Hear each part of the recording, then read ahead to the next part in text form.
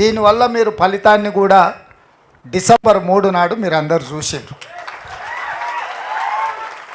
నాయకులు చాలామంది అనుకుంటారు మేము చాలా ఉపన్యాసాలు ఇచ్చినాం, చాలా ఊర్లు తిరిగినాం, మేము చాలా కష్టపడ్డాం కాబట్టి ప్రభుత్వం వచ్చింది అని.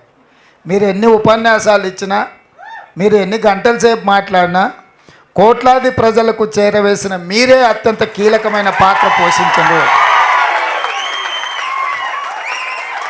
నాయకులకు ప్రజలకు అనుసంధానకర్తలుగా మీరు వ్యవహరించారు. అంటే భగవంతుడికి భక్తుడికి అనుసంధానం అంబికా దర్బార్ బత్తి అని.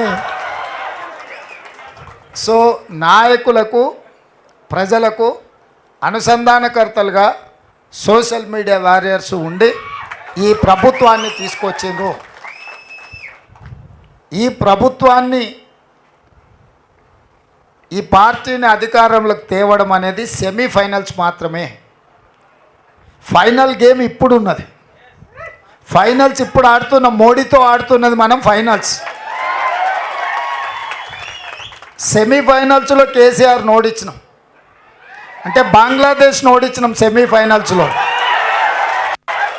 ఇప్పుడు ఫైనల్స్లో పాకిస్తాన్తో కొట్లాడాలి మనం. తెలంగాణ రాష్ట్రంలో నరేంద్ర మోడీ